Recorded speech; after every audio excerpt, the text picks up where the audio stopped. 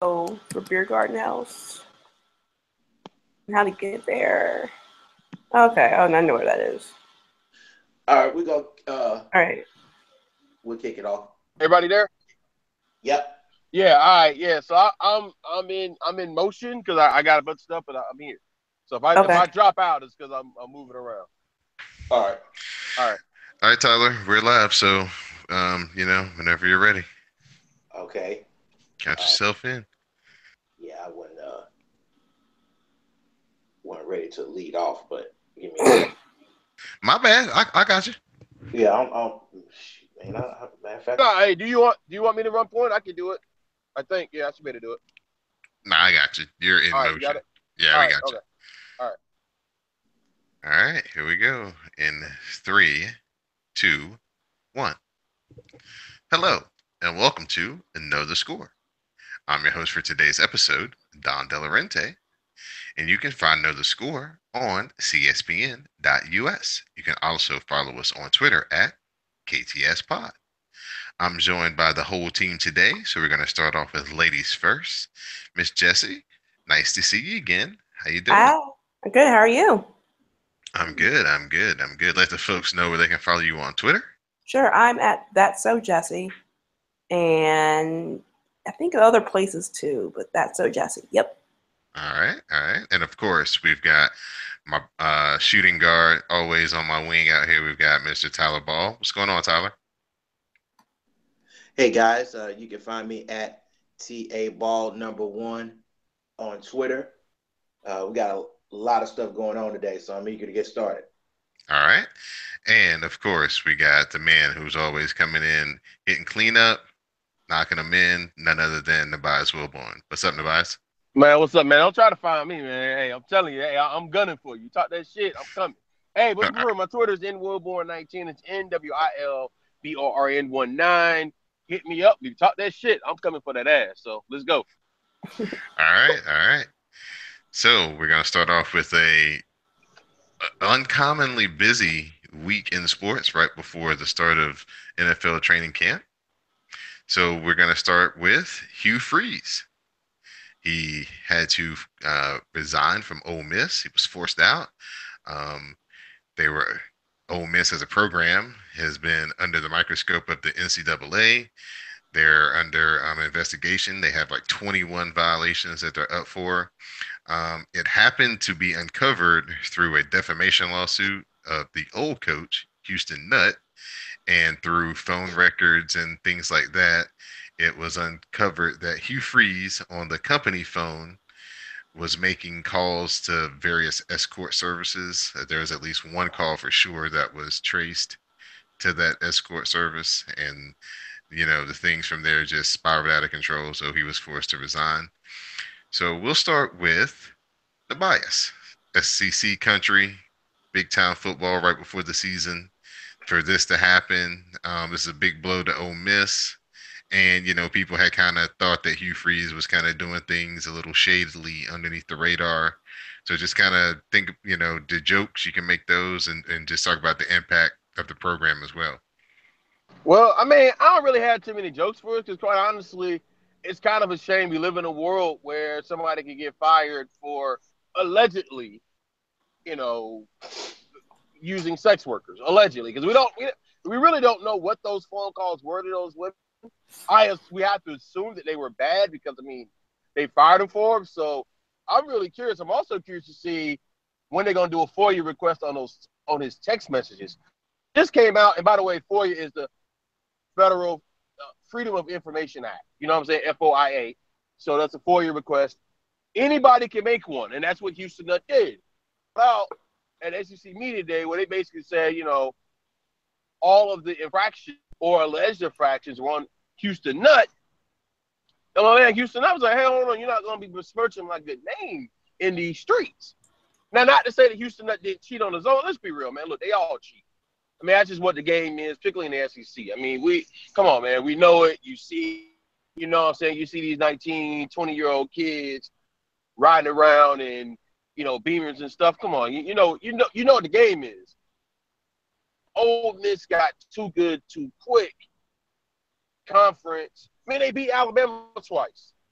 come on, bro. You think they're gonna let that ride? Like that's not how the game goes. Like Ole Miss isn't supposed to beat Bama ever, and they damn sure aren't supposed to beat them twice in 3 years like they did. They aren't supposed to be getting guys like Robert Kindici. They aren't supposed to get guys like Larry Tunsil. So yeah, people were looking at that. I mean, if you ever been to Oxford, Mississippi, I mean, they're still running that Confederate BS. So I mean, let's be 100. Yeah, they changed the mascot from Johnny Reb to Panda Bear, whatever that damn thing is. But the roots of the Confederacy still run strongly through Oxford, and it's Oxford, Mississippi. And they get these boys from Atlanta. They're getting these boys from Dallas and Houston and all these places, man. Like people knew that, you know what I'm saying, that the game was cloudy with them, but you know, they got flagrant, so they got caught up. I personally don't have a problem with Hugh Freeze allegedly, you know, hitting up these escort services or whatever. It's also funny that it becomes an escort when it's a white dude, right, with money. Because if it was a young black dude with, you know, it'd be some hookers or some hoes. You know what I'm saying? I guess I can say that on here, right? But that's what they would say. They wouldn't call it an escort service.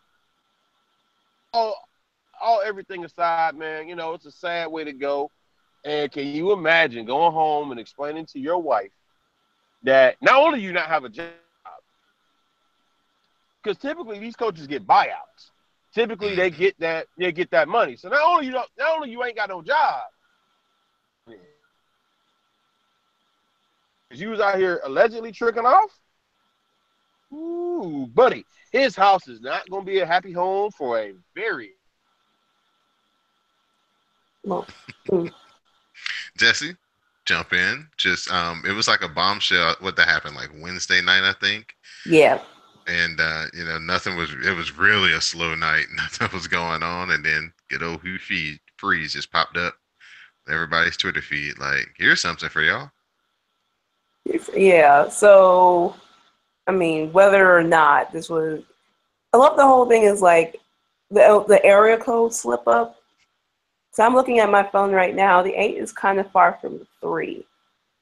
The 813 and the 313 connection. It's like that's kind of anyway. But please don't do business on the. I mean, I was just been listening, catching up what was going on with that story. The SEC, business in the SEC just seems so petty, and slipping up like that, and then having Houston Nutt find a way to, you know what, you thought you were gonna end me, I'll end you back. It's kind of crazy, and how it's just the pettiest way. Like, oh, I know what I could do to get you out. It's like they know every little shortcut to, out petty each other in the SEC. So. Oh, and look, and don't forget on this, one of the issues was that Hugh Freeze was going around members, you know what I'm saying, that it was his fault. He was throwing shade on his name. I mean, so, yeah, you could say Houston Nutt was being petty, but he was also protecting. Yeah, that's true. I got no problem with the man protecting his name. You know what I'm saying? I mean, because basically what you're saying is not only did Hugh Freeze cheat, but he still sucked because the team still sucked. So you can't have Hugh Freeze out here looking like that, man. I'm not mad at that, man. And like I said, I mean, there's a reason why the FOIA Act exists. It exists to hold people in power accountable. And Hugh Freeze had a lot of power, a lot of money. So, yeah, he deserves to be held accountable. And he got. You know what I'm saying? That's what him. He did it, and Houston Nutt, knowing how the laws work. Now, he probably did have a journalist or two help him out, but that's a whole other conversation. Because very few people actually know how to fill out a FOIA request. I've done several of them, and they aren't easy, and you have to be very specific in what you're asking for. I know career journalists who can't fill out a proper FOIA request. So Houston Nutt definitely got some help in that thing as far as and knowing what to ask for. So number 10, somebody been running their mouth a little too much, and he got caught up. Now, Tyler, jump in and just talk about how everybody could learn the lesson. Don't do anything that might be considered illegal, flagrant, or will get you fired on company phones or internet. Man, we've had this in HR. I've signed so many agreements, and with my current position, I had to do that as well. Uh, it's just standard operating procedure for you to, as we call it in the business, CYA. Uh, what really got me with Freeze is that not only was he out besmirching Houston Nutt's name, he also did it under the guise of being a quote unquote man of faith, and he was very defiant about this. Uh, you know, you should trust your kids with me because I have a certain moral standard that I want these athletes to go by. And I think because he was selling that, he gets all the jokes. Not to mention, you have the Kandichi situation where, those guys were just, their guys were just misbehaving, just being kids. But to sell yourself on a faith-based relationship and selling these parents on this type of stuff, that I think is going to carry on with Freeze, even as he goes into getting another gig, because he's going to get another chance somewhere. I don't know if he's going to do the redemption tour or, maybe go to an FCS program or even do some speaking engagements and say, well, this was my fall, and he could theme it that way. But I think this is more of the fact that he not only did he do this personal business on his phone, but I think that it goes totally against his recruiting mantra of being a man of faith. And I think he's going to have to not only reconcile that with his wife, but with his own personal demons. All right. So, yep. Upheaval in the SEC. So, their season will probably be one that'll have a lot of eyes on it. And, hopefully the guys can put all that behind them and just have a good season on the field, perform, stay injury free as much as possible. So it's always hard for the players in situations like this when there's scandal and coaching changes and things like that, because a lot of their routines have to change up and makes it hard for them. So that's who I look at in these times. So as we'll go from one person who claims to be a man of faith to a person who says he's found new faith, and that's O.J. Simpson, as he was released on parole this week, as O.J. Simpson will be coming home in October after serving his 9 years in Nevada corrections for an armed robbery of what he defiantly says was his stuff. So just, is this the final chapter of OJ for everybody? Can we, can OJ just fade into black and live a whatever normal life can be lived for OJ at 70 years old? Tyler, since you got the last word, we'll let you start off again with this one. I think that it remains to be seen. Everything that Simpson stood up and said at the parole hearing, which defied all convention, because generally at parole hearings, you don't talk. You answer what you're being asked. This was almost a clown show. I mean, you can talk about one of the parole officers wearing a Kansas City Chiefs tie when he was participating in the hearing. You can go to the fact that Simpson he basically gave a monologue of the case, which was pointless. But then what got me was Simpson actually trying to justify being out on parole by saying that he has lived a quote unquote conflict-free life. Okay, OJ, really? Come on now. Just the fact that he remains defiant and Some say delusional. I say defiant. I really believe that he's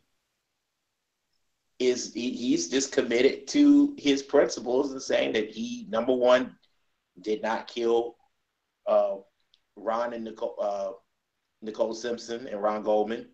He also believes that he was in the right as far as this particular incident in Vegas where he was arrested for. Even after serving his time, it just amazes me to see how defiant he is. I would hope that he would take this advantage to actually go be with his family and kind of fade into the sunset, but I'm not really sure. There are too many opportunities for him out there because we care about OJ so much. And we meaning all the elements, the people, society itself, the media, because that case was so large and it shaped American media today. So we're always going to care about OJ, and I just think it wouldn't be him if he didn't use that to take advantage of it until the end of his life. Okay. Jessica, what are your feelings about OJ? As Tyler was kind of just touching on there. In the essence, OJ was the very first, reality TV, the OJ trial. It was on every day. You could see what was happening in real time. And, it kind of spawned cable news, court TV, all the kind of things that are like quote unquote real live events kind of all have, the central thing of the OJ trial, and that bringing you some level of being famous as, judges and prosecutors and everybody associated with that trial got famous. So kind of, did you think that OJ would still have that type of drawing power in 2017, which he did as everybody shut their networks down to show this parole hearing? I don't think so, personally. For me, I guess I'm going to see a different vantage point from you guys, just because I don't remember the trial. I have no recollection of how people were acting. I just remember, my first memory was like, oh, he's guilty. My mommy, didn't he kill someone? I feel for me, it was even in jail. It's not even so much as oh my God, it's OJ. There's still an element of that, but not in the grandest from what I've seen from recounts of back in the 80s when he was hitting, when he was still a major celebrity who could still have pull in Brentwood. So sure, I think we look at it not as so much as a we care. It's just how does this circus get any more worse than it already has? Mm-hmm.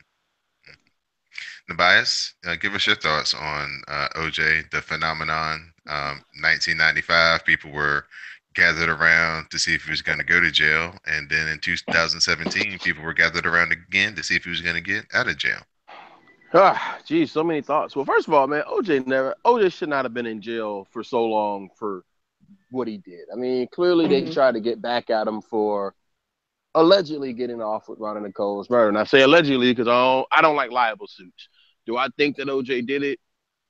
He probably did, but I mean, the court couldn't prove it for a lot of different reasons that I don't even feel like getting into today. But bottom line is, OJ got off of that, and he also should not have been in jail for so long for this. You know what I'm saying? I mean, it was his stuff, and it got stolen from him. Now, should he have called the police and handled it? Probably, but let's be real. I mean, were the police really gonna listen to OJ? Probably not. You know what I'm saying? So, not saying that he was right, but I kind of understand. All that being said, I mean, hey, look, man, if there's $1 to be made, OJ gonna go make that dollar. I mean, he's gonna get his pension money from the NFL. I think they said somewhere between $25,000 to $35,000 a month he's gonna receive from the NFL, and he deserves that money because hey, people forget he was an amazing football player at one point. He gonna get everybody that money, and if he stays in Florida, the Goldman family can't take his house. So I mean, he's 70 years old. I mean, what do we want from this man? But if there's $1 to be made, then he's gonna go make that dollar. Why? Because why not? What you supposed to do? I get that people want to see him go away, and maybe he should, but whose fault is that? Is it his fault or is it our fault? I say it's our fault. We're the ones that continue. It's like the same thing I say about what's my man LeVar Ball. We're the ones that keep paying attention to him, put the microphone in his face. He doesn't force us to interview him. And same with OJ. Like, you know, they didn't have to televise that hearing. They didn't have to televise it, and we damn sure didn't have to watch it, but we did. We're talking about it here in the second segment of our show. So again, this is more about us than it's about him. So if he can make some money, get money, because you know what? A lot of money was made off him. Like I said, Court TV started because of him. All these people started because of him. I mean, you know, ESPN did 6 days on OJ, 30 for 30. That television show, what channel was it on? Oh yeah, FX. FX. FX. They made money off OJ. So both got nominated Ezra for extra awards too. Yeah, exactly. Ezra Klein got an Oscar off of it. Yeah, exactly. Shout out to Ezra Klein. I mean, look, it was a dope documentary. The show was a good show on FX. But the point is, they made money off OJ, right? They made money off this case. You know what I'm saying? The situation. So you're going to say the man who did it can't make money off of it? Nah, later for that. Get your money, OJ. Get your money. If there's money to be had, get with Kris Jenner. Get you some money. Get your weight up, man. You know what I'm saying? Hey, you're 70. Shit, live your life, bro. I mean, and I'm not justifying what he did, and I'm not saying he's a good person, but I am saying that a lot of people made money off of him, so why not him? Right. Well, you can help the CSPN and Know the Score make a little money by supporting our sponsors. This episode is brought to you by Amazon. You can do your shopping through CSPN for Amazon. Just go to our website at cspn.us. Click on the tab that says Keep It Podcast Free. Then click on the Amazon link. Do your shopping, and whatever you buy, some of the purchase will come back to us to help keep the podcast on CSPN and thus Know the Score free for you every week. So CSPN and Amazon.com, do it today. Now, just when we thought the NBA offseason was officially, off, just a few handful of guys, marginal guys looking for contracts, $2 million here, mid-level exceptions there, two-way contract type of signings, we get a bombshell as Kyrie Irving put out in the public that he wants to be traded out of Cleveland. His contract situation is he has 2 years left. LeBron has 1 year left. And, everybody's basically reading the tea leaves that with the Cavs' current front office situation that is in shambles, LeBron is just going to take his services elsewhere. And then Kyrie doesn't want to be left holding the bag. So he's trying to make sure he gets himself positioned where he can get himself somewhere far, far away from the implosion that is coming to the Cleveland Cavs, impending doom. So, Tyler. Well, now I'll actually start with Nebias this time. We'll go with Nebias. Nebias, is just this posturing from Kyrie? It's, for like next year, or is this like an immediate issue that Cleveland needs to address and try to make something happen? Well, my life has taught me one thing, and this business especially. If something gets out, it's because somebody wanted it out. The question is, why do they want it out? And that's what we don't know the answer yet. I mean, I can think about 10 different reasons why somebody wants this out. One, okay, the Cavs have a GM in Kobe Altman. I like Kobe. I've known Kobe since he was playing at Columbia. Smart guy, young dude, and he deserves his opportunity. The way he got it was messed up. Unfortunately, what the Cavs have shown is a history of not paying people. You know what I'm saying? So that's one. And I mean, they pay their players. But I'm talking about executives and GMs. And that matters to players because that shows how they'll be treated one day, right?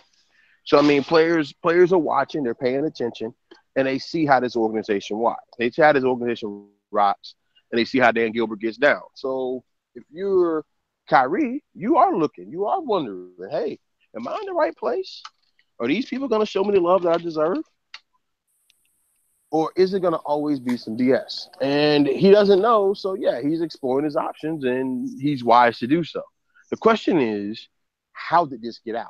And obviously it came from Kyrie's people. And why did they want it out? I don't know yet. Because could he be wanting – he's got a contract. He's got money. You know what I'm saying? The question is, will he be happy? I don't know if he's really that pressed on being the man as much as – and there is a little bit of friction with him and LeBron. There always has been. But, of course, what it boils down to is are the Cavs the type of organization that are going to spend the money that needs to be spent for that team to be good for a long time? And quite honestly, we don't know. Mm-hmm. Tyler, now I'll let you jump in. Just kind of your thoughts. Like Nabaya said, Cleveland's got, their front office is in less shambles than it was, but they've got a first-time GM coming in. LeBron, is on the verge of exiting. Just can uh, Kobe Altman, can he pick up the pieces and convince these people to stay around and keep Cleveland a force? Here's the issue. I'm going to explain this in two parts. From Kyrie's PO point of view, Kyrie knows he has no leverage. So what's the best way to assure yourself that you're going to get what you want? Put it out there now. Because that way, when teams know that you have a 2-year window to say, hey, this guy's available. This guy wants to play for you. What can you offer? So when you have the least amount of leverage, you need to have other suitors put in their bids in now, because who knows when you're going to get the best offer except the earliest offers. So that's one thing. That's one reason why it's probably out now. The second reason is that I have a suspicion that LeBron has given the team an idea of what he's going to do. The first sign was James Jones leaving and taking a front office job all the way over in Phoenix, which is probably the second most dysfunctional organization besides the New York Knicks. So for him to go out there to get his first opportunity when he could have retired or even gone home to Miami to retire, something's up. This news from Kyrie is another sign. I think LeBron is out. I think LeBron's going to play this season out, as he responded to Kyrie by saying that's what he's going to do. And then he's gone. So Kyrie knows he's stuck. He has 2 years. Not only does he have 2 years, but he has a player option for the third year. So he knows that he's got to get him, and for order for him to get out of Cleveland, he's got to get himself out there. Now, with the new GM in tow, I think that the new GM is kind of handcuffed because Cleveland is already at the luxury tax level. I mean, the only way that you can convince this team to stay together is if they make a run into the finals. You can't even say deep playoff run anymore. You have to say this team has to be the number one team in the Eastern Conference. They have to play well together. And bottom line, they're going to have to beat their competition, whether it's Boston or the Washington Wizards. And more on that in a minute. Boston is staring them down. I mean, Boston upgraded. Boston has a wing scorer finally in Gordon Hayward. They have also other pretty good defensive wings, and they really didn't have to give up that much for them. So Washington is loaded as well. They got their big three with Otto Porter signing and John Wall re-signing the Supermax deal yesterday. Hold on, let me get Jesse in right quick on that. Jesse, Mm-hmm. are you super proud of John Wall getting his Supermax deal, even though he was still kind of, trying to keep Otto Porter from getting his money? I mean, are we gonna the fact that Otto Porter was the highest paid player for 8 days on that team is, but yeah, I mean, the fact that John Wall got his money, he's just a freak. Hold on, let me start that over again. Sorry. So, yes, I'm very happy that John Wall got his veteran exception deal. A man is an institution in DC, although people don't want to talk about it like he is, but it's well deserved for the best point guard in the league. Well, if you want to, I don't know if you want to take that debate on, but for the best point guard in the league, definitely earned it in a team that is actually about making moves for once in their lives. With Otto Porter and spending over $200 million. It's a great day. You guys, there's actually some optimism, even though no one's talking about it. And it's great. All right, there you go. Washington Wizards fans seeing some upside, even though they don't have draft picks. They're signing the guys that they have drafted that are good. So, well, let me go ahead and take that as a Wizards fan. I'm happy about the signing as well. I'm happy they got Porter. They've got their big three locked up with Bradley Beal. But here is the potential problem. I'm going to read you 4 sets of numbers, and then I will tell you how significant that is. 126, 108, and 98. In terms of millions, that is the 4-year payroll for the Wizards over the next 4 seasons. So this is what you got. You're already at the luxury tax level, obviously. Ted Leonsis said that in his press conference with Wall signing. Yes, he's willing to spend, but he's going to have to spend some more at some point because last year proved that 1 through 5, they're fine. But after that, and mind you, they lost Bogdanovic. So there are going to be a lot of questions with the Wizards bench, particularly in the playoffs when, even though your benches get shorter, the Wizards bench was too short and they had really no real chance to upset the Celtics on the road when it came down to a 7-game series. They just literally ran out of gas. So they need some bench help, and I really don't know how much Leonsis wants to spend into the luxury tax and, of course, eventually a repeater tax in order to improve the bench and make a run at the Eastern Conference, which now I'm going to bring this full circle. The Wizards, the Celtics, those are the 2 teams that the Cavaliers have to worry about. And the Cavaliers are pretty much capped out too. So if they don't make the finals, I suspect a real serious breakup because you got a bunch of old veterans that still have some pretty decent or high cap numbers. So are you going to trade? And you got really only 2 trade prospects that are going to get you an overhaul of picks and players, which would be one being Kyrie, here's your trade, and of course Kevin Love, who's older and who has an even larger contract deal. So Cleveland's in an interesting little bind here, and we're just going to have to wait and see what happens at the trading deadline in 2018. Mm-hmm. Now, speaking of trading, the Knicks have blocked the proposed trade of sending Carmelo to the Rockets. So for now, that particular deal is dead. Doesn't look like Carmelo is going to get out of this deal for this year. Looks like he's just going to have to be the model citizen and just, keep his trade value high, show up, do the things he needs to do. So, when things do change, he can get his choice to go wherever he wants.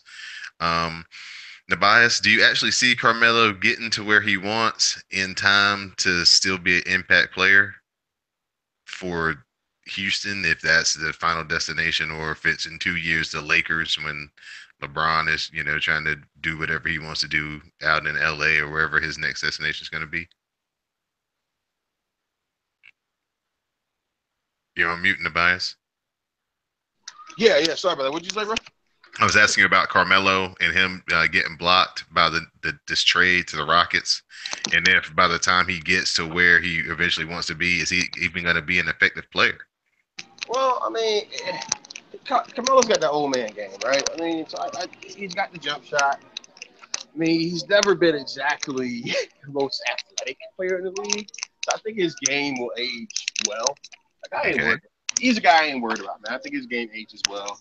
I think he'll be fine. He just needs to be somewhere where he can win. That's it. All right. All right. So now we'll move on to some NFL as we had some more off the field stuff. As first off, we had guys getting in trouble as we had Pac-Man Jones caught that 1 game suspension for some off-field stuff he got last year. Considering Pac-Man Jones' track record, that's pretty light, but that is one starter that's taken off the field for opening day for the Bengals. We had Dante Fowler. He had some road rage incidents, and he basically got angry at a man, basically pulled him out of his car, pulled the man's groceries out of his car, threw the man's groceries into a lake, and stomped on the man's glasses while he was down on the ground. And then the gift that keeps on giving, if you're an NFC East fan, Ezekiel Elliott. He's at it again. He's speeding, beating up bouncers.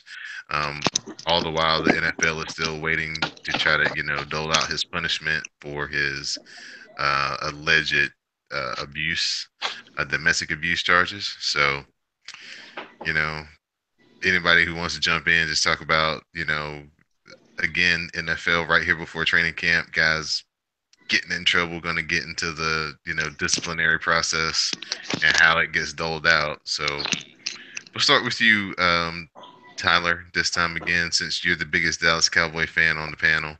Ezekiel Elliott is really taking a chance with messing up y'all season with these constant incidents that he's getting into. So just kind of what was your advice be? And he should have been listening to Dak Prescott, it seems like. Well, it's gotten to the point where you're going to have to treat him like Dez Bryant and give him give him a security detail at all costs.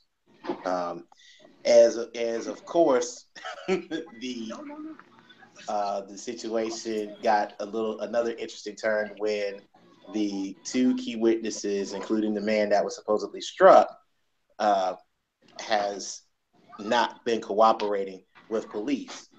Apparently, there's some magic going on, and interestingly enough, the Dallas police is not going to pursue the case anymore with this nightclub incident.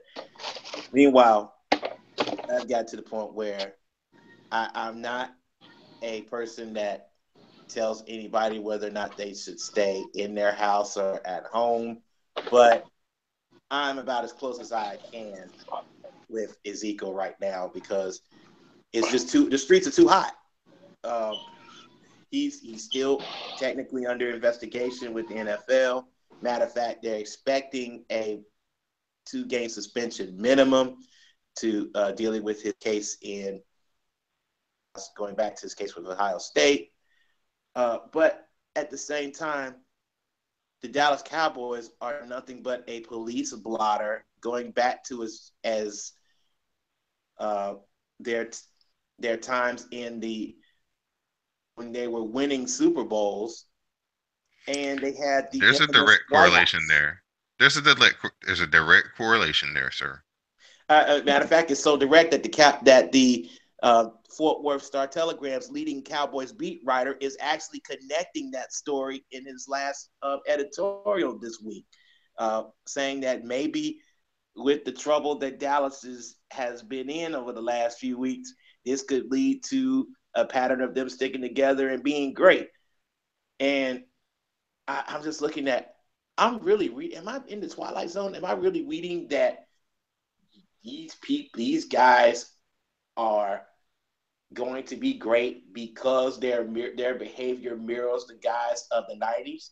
I mean, we're talking about multiple Hall of Famers, some the greatest of all time at their positions in Dallas at the time. It had nothing to do with a so-called, the infamous White House or anything of that nature. It's just that those guys were good on the field, and they were just better than everybody else. Mm-hmm.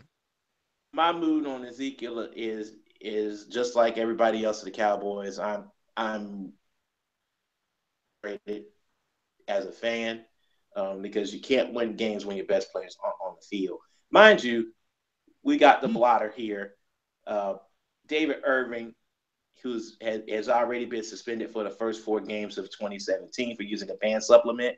Irving was literally the Cowboys' best player last season. Even though you had a small sample size, he registered as the most impactful defensive player, even ahead of Sean Lee. So that's a huge loss. And on top of that, Irving's a pass rusher at end, which is easily the weakest point in Dallas's defense, literally in the past 5 years. So losing him is massive. Another position that's been decimated with injuries and defections, cornerback Nolan Carroll was arrested in May on a charge of DWI, which automatically puts him on the verge of being suspended. So that's already 2 big parts of your defense that you're not going to have for minimum a game, maybe maximum 4 or 5. So, there's only 16 in the season. Then you look at another. Damian Wilson was arrested on 4th of July, aggravated assault. You can't forget Randy Gregory, who may never put on a Dallas uniform again. He's automatically going to be seen as a bust.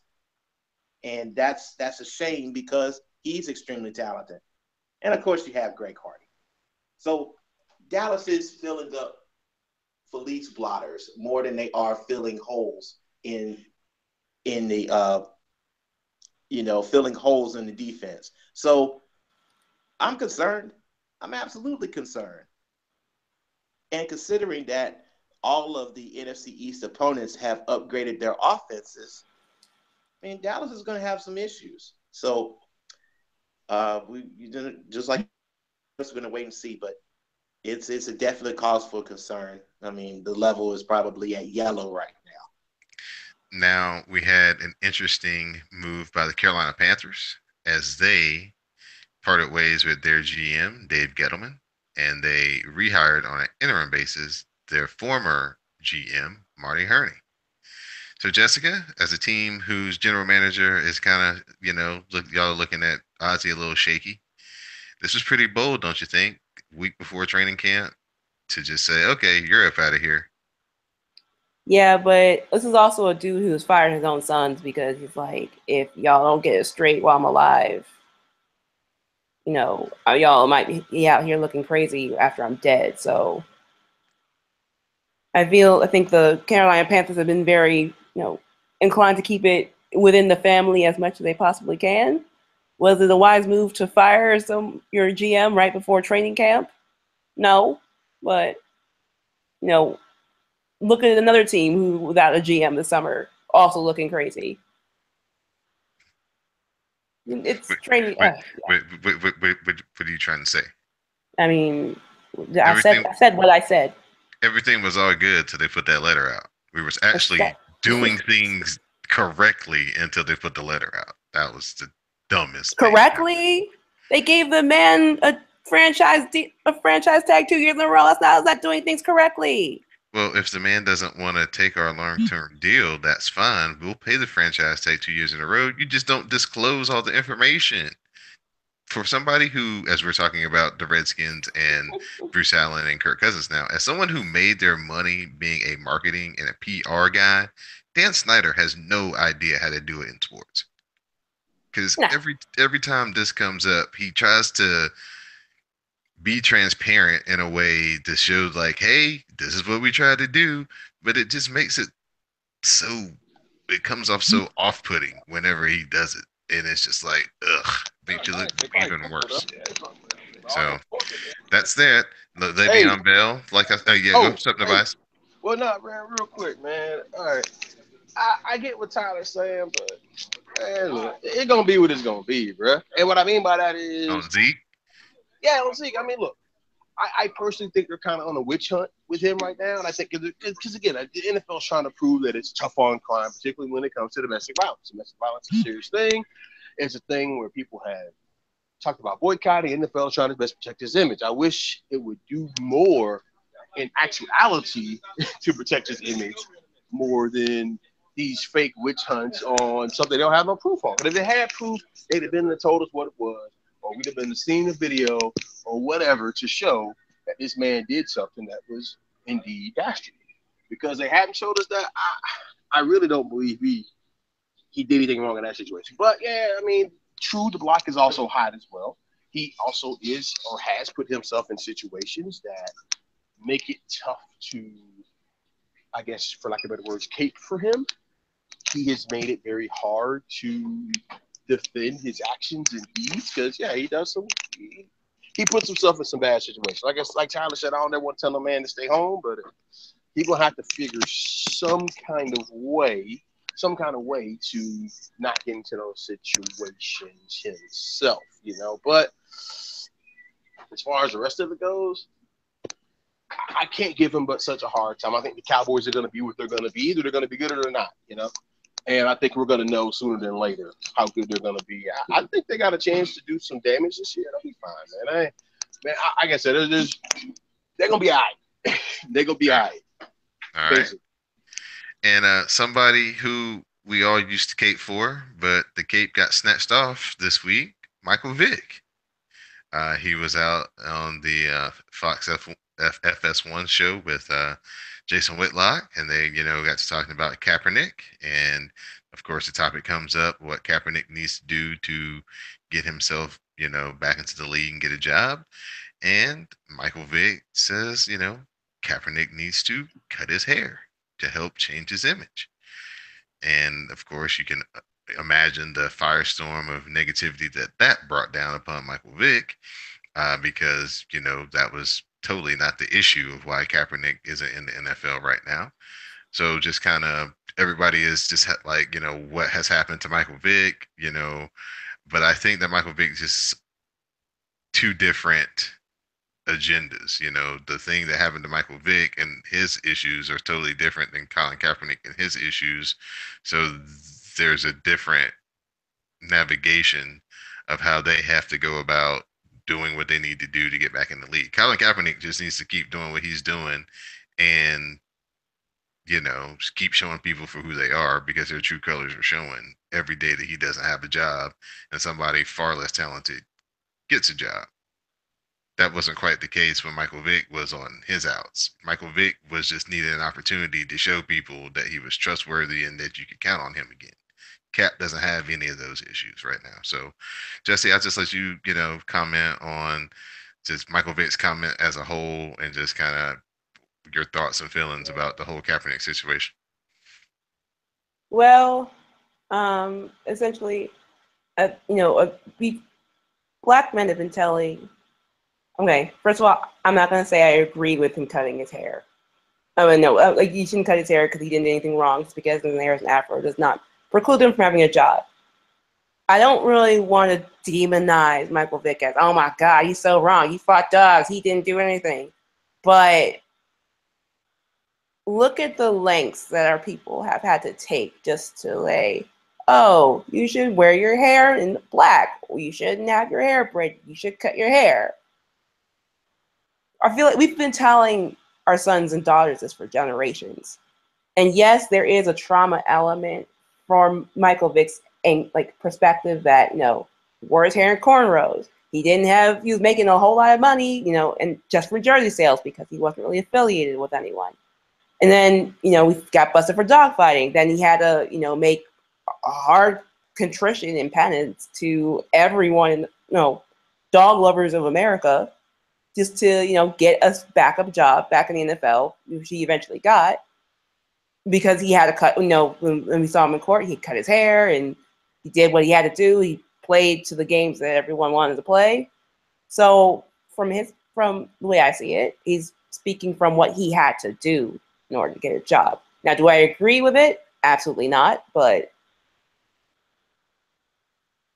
that's what we, cutting yourself, cutting your blackness away to get a job is something we've all heard from someone in one shape or another.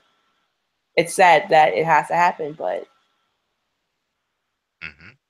Now, Nabias, Michael Vick, is Mr. ATL. There is no city in America that has ever grabbed on to an athlete and held him up, even through his bad times, as Michael Vick. So, you being the Atlanta native here. Just kind of talk about, how the Michael Vick comments hit you and, your take on it. Well, I mean, look, I was covering sports in the city when that happened, and I know of some people who livelihoods were affected by defending Michael Vick. I can name a couple of radio hosts that you guys probably know. I don't want to put their names out there, but if you know the game, you know exactly who I'm talking about, whose careers have forever been altered because they defended Mike Vick to the end. I mean, to the point to where some would say these gentlemen have been blackballed and they were once nationally syndicated radio hosts. And that being said, I know some other people. That's obvious. Well, I mean, hey man, I'm just saying. I mean, hey man, you can put together whatever you want to put together. I'm just saying that, there's some people who have been affected by Michael Vick because they defended him. To see him go out like that, I mean, it hurt. I ain't gonna lie, it hurt. But I mean, the game's the game, and I think part of it is, he's trying to get that. He's trying, like I said, he wants to be in coaching. Obviously, he's trying to get those opportunities, and I believe that he's being told or has been told that, this is how you get those opportunities. I mean, I don't like it, but I kind of understand it. It's just unfortunate that, he did that to Colin, because now people are always going to say, well, see, the other black guy said it. Mm-hmm.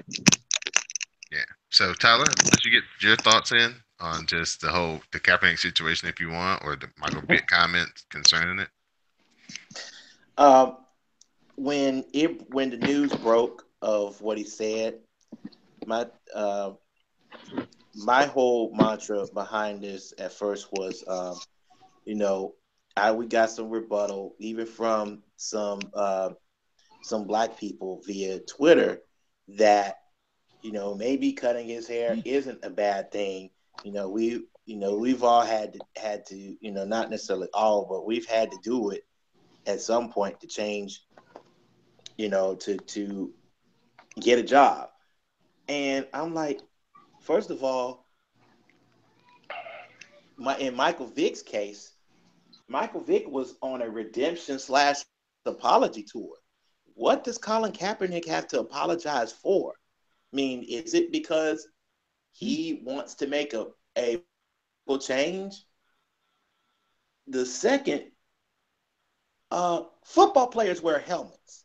So you're not even going to see, what does his hair have to do with his performance on the field besides maybe even getting tackled from behind, because that's a legal move.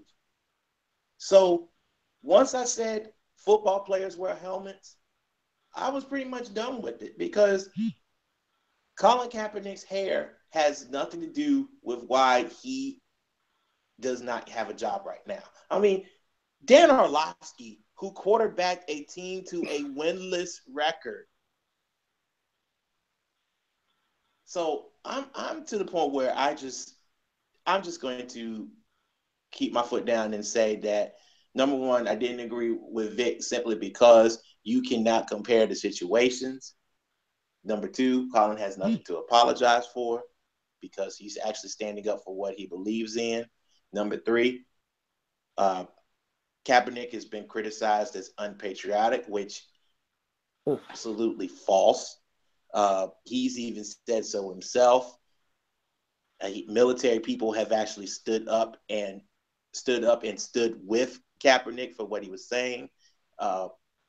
This is that the military have received for decades after returning home has been not only documented in various forms of media, but to say it now that they can't even get proper care after returning home from war. So I just feel that you want to change the symbol, his hair, but at the same time, that Colin is going to keep fighting his message. So that is why he doesn't have a job. Right. Right. So, yeah, I think the NFL basically, they're so closely tied with in the game of football is so closely tied with this military. Everything's a distraction that isn't all about the football. So, if a guy wants to wear yellow shoes every game, they consider that a distraction. So, of course, in the camp and the circles that they want to do, anybody who's like that, they try to punish them to make an example of them and to use that as their governing mechanism. So, okay, you want to be the outspoken one? Fine. You'll be outspoken. You got away with it. You were inside the camp. You infiltrated us, and now you're outspoken, and you're going to be outspoken for a whole season. Well, just so happens we can release you and do whatever we want anytime we want. So now here you go. You're released, and now nobody wants to pick you up because hint, hint, nudge, nudge. He's fighting against our uniformity. Everybody's the same, everybody's nameless, faceless, except for the patches on the sides of the helmets and the colors. So, that's been the NFL's game. That's football's game, college, pro, to make everybody an android. And for the sake of putting their careers and livelihoods on the line, you don't say anything. You don't have any politics or any leanings outwardly because you're, quote unquote, the distraction. And if you're too big of a distraction, they will figure a way to make you no longer exist in their league. And still award your former team as the humanitarian team of the year. Right. And this is just not, just a football thing. I mean, Craig Hodges, Abdul Rauf from Denver back in the day, two guys who were very outspoken, about, things that are going on in Black America, and David Stern got him up out of there. Mahmoud still is, and he actually, as part of the Big Three promotion, he on Jim Rome a week before he played his first game, and talked about how he is an emphatic supporter of Colin Kaepernick, and it's part of the reason why he suited up to play in the Big Three, so he can carry on that message. Mm-hmm. So, yeah, just don't think that, Colin Kaepernick is the latest and it's more visible because of social media and more eyes can be on it. But we've had guys that have tried to be, social justice champions inside of pro sports in the modern era.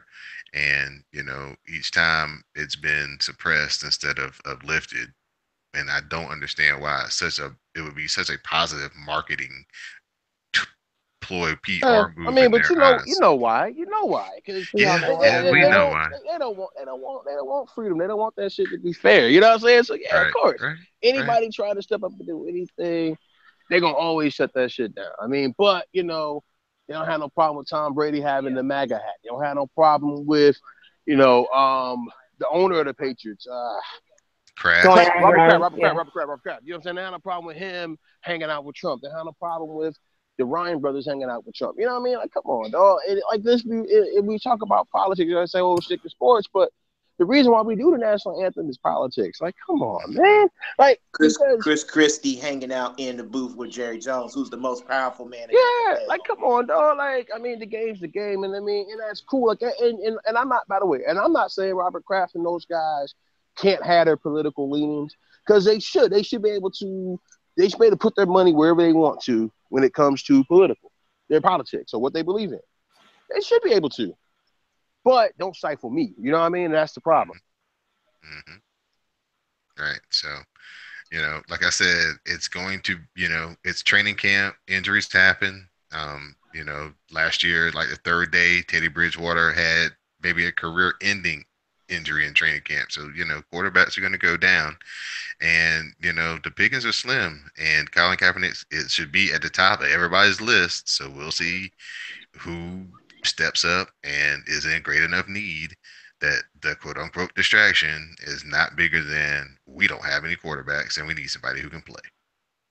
So at this point, we'll open it up to everybody's final thoughts. So Jesse, if you have any type of final thought, share them with the people. Sure. Mine is not going to really be sports related today. So this morning, if you live in the DC area, I'm sure you resonate a lot with what I'm saying. So I woke up this morning, read my timeline, I read news, unfortunate news that Jim Vance has passed away this morning. Um, grew up with the man, and grew up with the man, just how he delivers the news and how, everyone connected with him. Not that like K Street, I'm a politician out here to shake everybody's hands kind of connection, but no, everybody who lived, like, it's just a main staple through DC, just telling you how it is and how DC especially has undergone such a change in the demographics and who lives here and how, the life of everyday like people in the area have, it's been so deeply impacted, how deeply ingrained he is with the community, how much of a, immoral compass he can be. Like I remember this one time he was talking about how growing up he never liked the name of the the mascot, the Washington football team. How although he loves the team, he wants better for, that football team. And the fact that he's passed away so suddenly, well, he's been sick, yes, but the fact that he's passed has touched people in such a ways that connection from, growing up majorly Black DC in the outer suburbs, being the demographic change and how he kind of connected that is this big loss, and peace to his family and during this hard time. Right. Yeah, big shout out and condolences to the family of Jim Vance. Like you said, yeah, if you go to DC and watch the news at any time, you've definitely seen him on your, especially you have family there on their television screens there. So I'm gonna definitely throw an some clips up institution. on the KTS pod just to show, but it's a sad day. Tobias, your final thoughts, sir?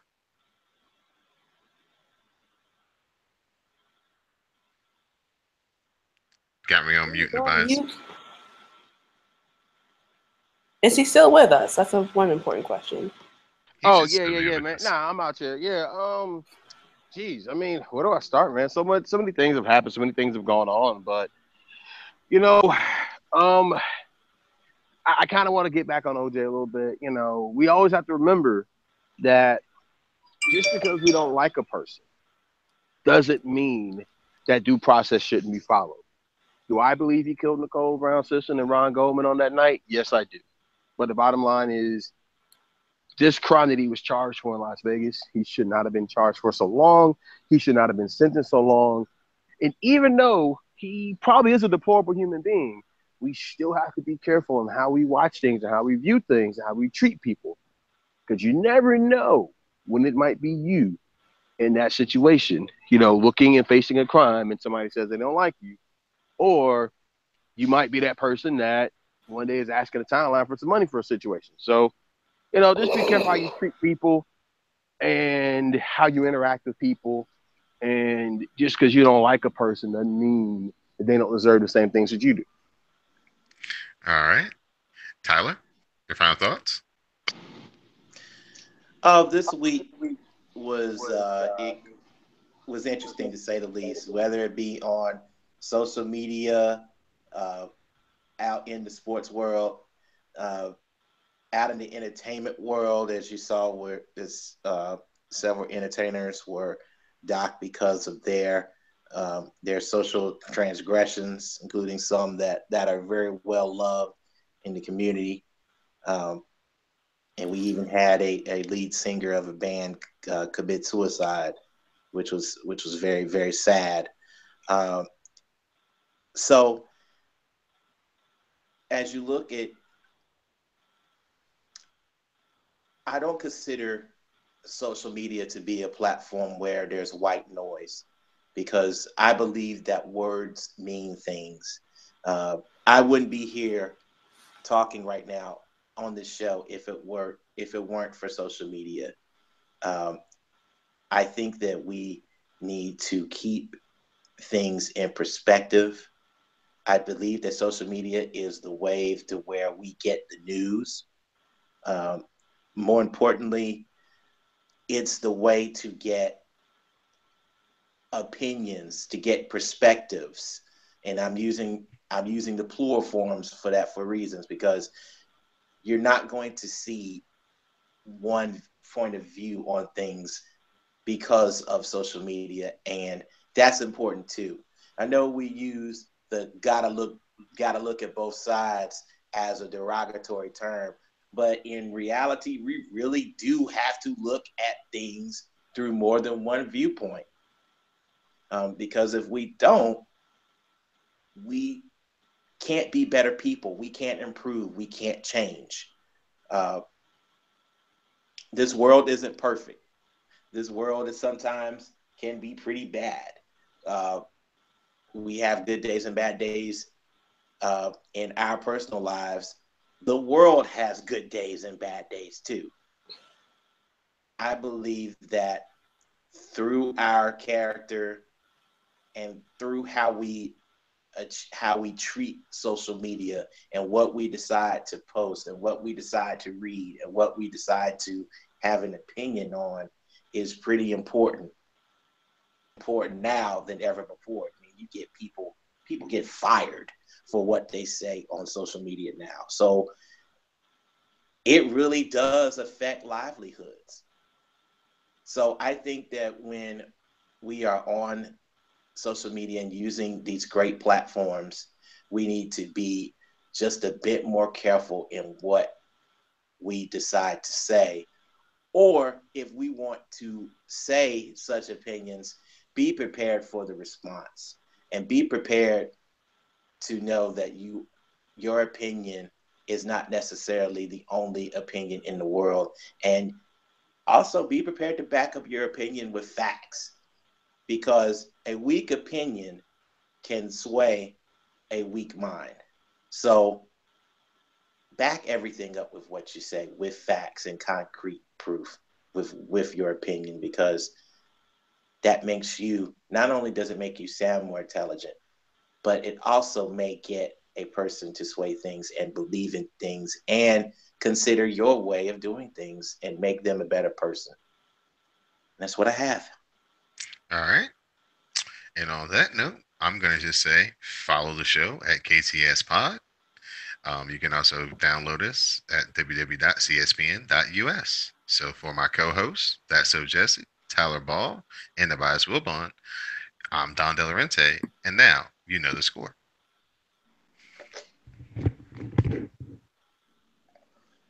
All right, we good. Cool. Cool.